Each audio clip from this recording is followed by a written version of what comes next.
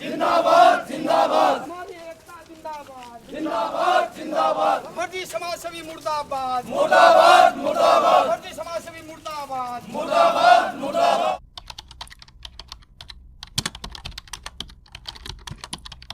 साथियों, एक बेटी ने कॉलेज प्रशासन की वजह से, सिटिंग एमएलए की वजह से, सेक्सुअल हरासमेंट की वजह से अपनी जान दे दी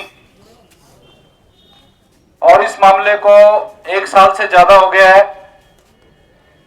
और अभी तक जो पीड़ित पिता है उसको न्याय नहीं मिला है। आरोपी खुले घूम रहे हैं। बड़ी ही चिंता का विषय है।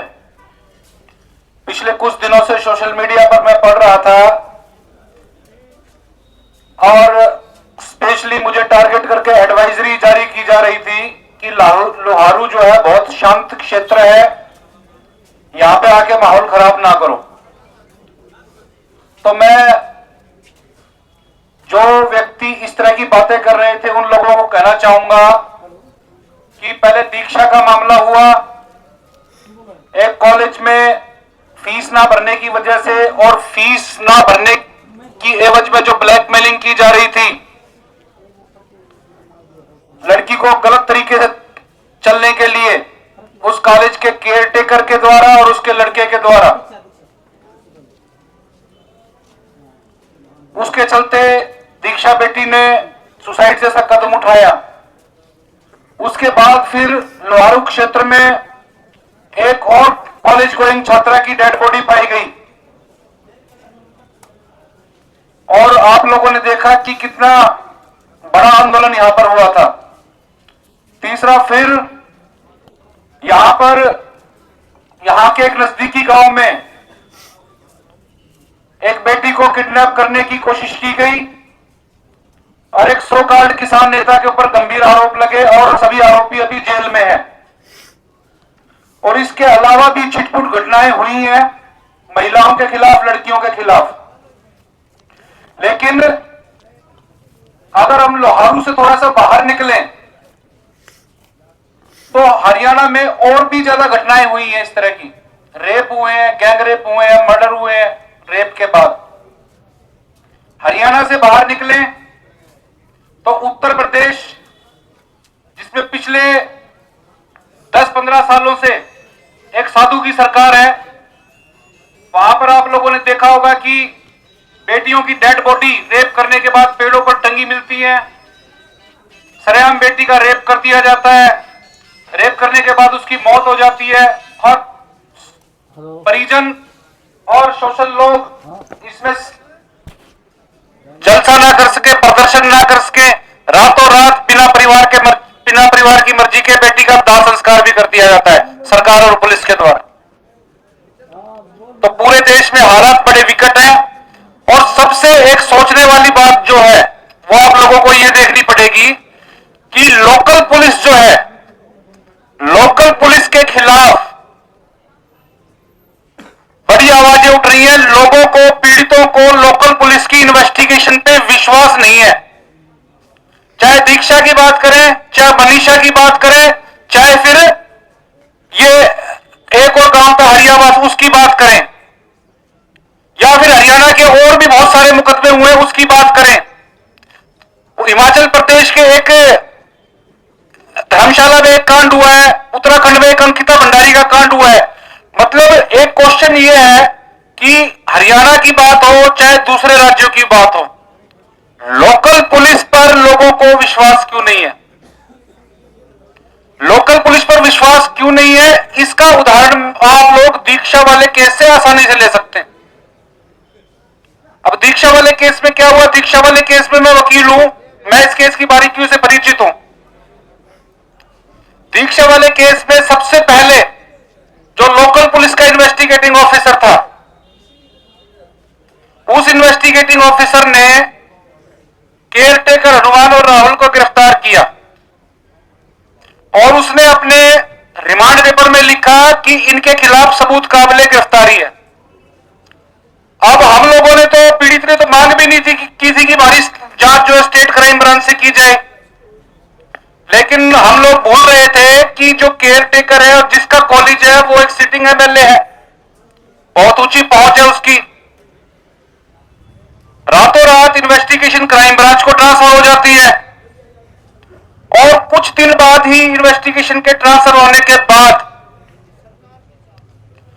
जो पॉक्सो एक्ट की स्पेशल कोर्ट है, एससी एसटी एक्ट की स्पेशल कोर्ट है भिवानी में, वहां पर एक एप्लीकेशन मूव की जाती है स्टेट क्राइम ब्रांच के द्वारा।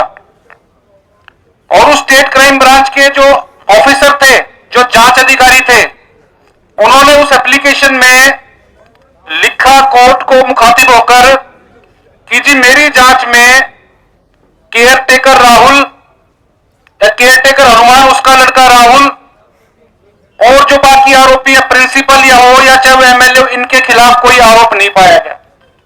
अब पीड़ित परिवार ने स्पेसिफिक आरोप लगाया था अपने केस में कि पैसे ना भरने की वजह से, फीस ना भरने की वजह से मेरी बेटी को 5वें सेमेस्टर के पेपर में नहीं बैठने दिया गया। और इनके पास कॉलेज प्रिंसिपल की रिकॉर्डिंग भी थी जिसमें वो थ्रेट कर रही थी, अभी सोशल मीडिया पे भी आप लोगों ने सुनी होगी। इस सब के बावजूद उस डिस्चार्ज एप्लीकेशन की रिपोर्ट में उस इन्वेस्टिगेटिंग ऑफिसर ने लिखा कि जो पीड़ित पिता का आरोप है कि बेटी को पेपर नहीं देने दिया गया वो झूठ है, बेटी को पेपर देने दिया गया था। दूसरा जो आरोप है सेक्सुअल हरासमेंट के, वो भी हमारी जांच में झूठे पाए गए। और उसने कहा कि ना तो राहुल का कोई दोष है, ना हनुमान का कोई दोष है और किसी का भी कोई दोष नहीं है, केस झूठा है और मैं केस खारिज कर रहा हूं और कैंसिलेशन रिपोर्ट जल्दी हम दे देंगे। लेटर ऑन इन्होंने national commission for schedule caste का रुख किया। क्यों किया? जब लोकल पुलिस पे या जो जांच एजेंसी जांच कर रही है और वो भी एक्यूज्ड की रिक्वेस्ट पे कर रही है, मुलजिम की रिक्वेस्ट पे जो जांच एजेंसी जांच कर रही है, उस पे इसको विश्वास नहीं था, इसलिए एससी कमीशन का रुख किया। अब एससी कमीशन ने कहा कि भाई जो क्राइम ब्रांच ने कहा है कि इस बेटी ने पेपर दिया है, उस बेटी के पेपर की हैंडराइटिंग की जांच होनी चाहिए। उस एप्लीकेशन को, उस आंसर शीट को वहां से कब्जे में लिया गया। इसके घर से उसकी हैंडराइटिंग की असल डायरी जो बच्ची लिखती थी वो कब्जे में ली गई और जांच एजेंसी ने फिर वो उसको दिल्ली एफएसएल में भेजा। और अब उसकी रिपोर्ट आई है, उस रिपोर्ट में ये आया है कि जो आंसर शीट वहां पर यूनिवर्सिटी में जमा की गई थी उसकी हैंडराइटिंग दीक्षा की नहीं थी। तो इससे क्या पता चलता है? कॉलेज प्रशासन को शुरू से पता चल गया था कि हमारे खिलाफ ये आरोप है कि हमने पेपर नहीं देने दिया गया। तो अब तो क्लियर हो गया, क्रिस्टल क्लियर हो गया, दूध का दूध और पानी का पानी हो गया कि कॉलेज प्रशासन ने इस मामले में किसी और से दीक्षा के नाम से आंसर शीट लिखवा के कॉलेज में जमा कराई और क्राइम ब्रांच को और कोर्ट को, सरकार को, पुलिस डिपार्टमेंट को गुमराह करने का काम किया उस कॉलेज प्रशासन ने। और एससी कमीशन की रिकमेंडेशन पे फर्जी दस्तावेज तैयार करने और फर्जी दस्तावेज को असल के तौर पे यूज करने की धाराएं इजाद की गई हैं, एससी कमीशन ने रिकमेंडेशन की है और जो अब नए जांच अधिकारी हैं उसमें वो इजाद भी की है। लेकिन सवाल ये पैदा होता है, क्या क्राइम ब्रांच के जांच अधिकारी को इन फैक्ट्स का पता नहीं था? तो फिर वो किस चीज का इन्वेस्टिगेटिंग ऑफिसर है, किस चीज की इन्वेस्टिगेशन कर रहा था? तो कहीं ना कहीं क्राइम ब्रांच के इन्वेस्टिगेटिंग ऑफिसर के ऊपर भी संदेह के बादल गहरा रहे हैं, उसकी भी जांच होनी चाहिए। हमने जो आज यहां पर ज्ञापन देना है, हमने उसमें स्पेसिफिकली मांग की है कि उसकी भी जांच होनी चाहिए। उसके खिलाफ भी सेक्शन 4 एससी एसटी एक्ट और दफा 298, 261 और 198 बीएनएस की धाराओं में पर्चा भी दर्ज होना चाहिए उसके खिलाफ। अब मेन मुद्दा यह है कि भाई एससी कमीशन आज से 3 महीने पहले अपनी रिकमेंडेशन दे चुका है कि इन आरोपियों को दोबारा गिरफ्तार किया जाए, सारे सबूतों को फ्रीज किया जाए ताकि उनके साथ दोबारा टेम्परिंग ना हो। भाई टेम्परिंग तो एक बार हो चुकी है, मैनिपुलेशन इन्होंने कर दी स्कूल कॉलेज वालों ने, बच्ची का पेपर लिखवा के और वहां में जमा करा दिया किसी और से।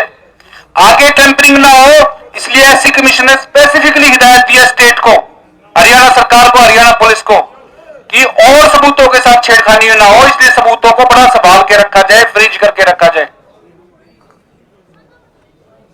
अब सवाल यह है कि हरियाणा पुलिस पे अब जांच दोबारा हरियाणा पुलिस पे, लोकल पुलिस के पास आ गई है। अब इनकी ऐसी कौन सी मजबूरी है कि वो आरोपी अब गिरफ्तार नहीं हो रहे दोबारा? सिटिंग एमएलए को जांच के दायरे में क्यों नहीं लिया जा रहा है? प्रिंसिपल को इंटेरोगेशन के लिए क्यों नहीं बुलाया? और जो एप्लीकेशन में नाम है, एफआईआर में नाम है, उनको इंटेरोगेट क्यों नहीं किया जा रहा? ये बहुत बड़े बड़े सवाल है। ऐसी क्या मजबूरी है? क्या पुलिस के ऊपर कोई प्रेशर है? जब एससी कमीशन एक कॉन्स्टिट्यूशनल बॉडी है, एससी कमीशन के चेयरमैन का रैंक सुप्रीम कोर्ट के जज के बराबर होता है, तो उनकी आदेशों की अवहेलना क्यों की जा रही है? गिरफ्तारी क्यों नहीं की जा रही?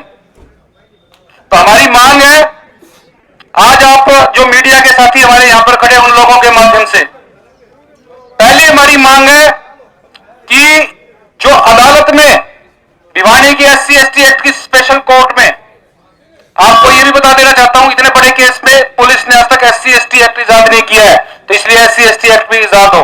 सेकेंडली, जो डिस्चार्ज की एप्लीकेशन क्राइम ब्रांच के इन्वेस्टिगेटिंग ऑफिसर ने लगाई थी, इमीडिएटली उस एप्लीकेशन को विड्रॉ किया जाए। तीसरा नंबर, जो इन्वेस्टिगेटिंग ऑफिसर क्राइम ब्रांच का था, जिसने वो एप्लीकेशन दायर की थी इन लोगों को डिस्चार्ज कराने के लिए, उन लोगों को जेल से बाहर निकाला था ये कहते हुए कि लड़की ने पेपर दिया है और सेक्सुअल हरासमेंट के आरोप प्रूव नहीं हुए, उस इन्वेस्टिगेटिंग ऑफिसर की भी जांच होनी चाहिए। चौथा, जो दोनों, तीनों, चारों, पांचों आरोपी हैं, चाहे कितने बड़े ओहदे में बैठे हों, कानून के सामने सब बराबर है, सबको गिरफ्तार किया जाए। और पीड़ित परिवार जो है, इसको जब लोग इन्वेस्टिगेशन को मैनिपुलेट कर सकते हैं, तो इसको नुकसान पहुंचाना कौन सा मुश्किल है? इसको भी तुरंत प्रभाव से प्रोटेक्शन दिया जाना बहुत जरूरी है।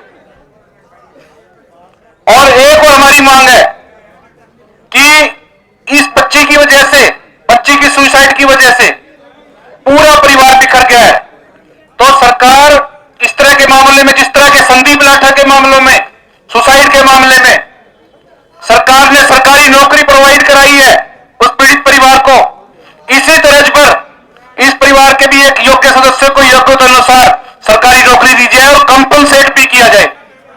नहीं तो ये आंदोलन अभी छोटा सा था और ये आंदोलन बड़ा भी स्टेट लेवल तक भी जा सकता है। इसी के साथ अपनी बात खत्म करता हूं। सभी को जय भीम, जय भारत। और मैं कहना बोल गया, इसकी जांच जो है, मुझे लग रहा है लोकल पुलिस पूरी तरह प्रभाव में है। इन्वेस्टिगेशन तुरंत ट्रांसफर करके सीबीआई को ट्रांसफर की जाए।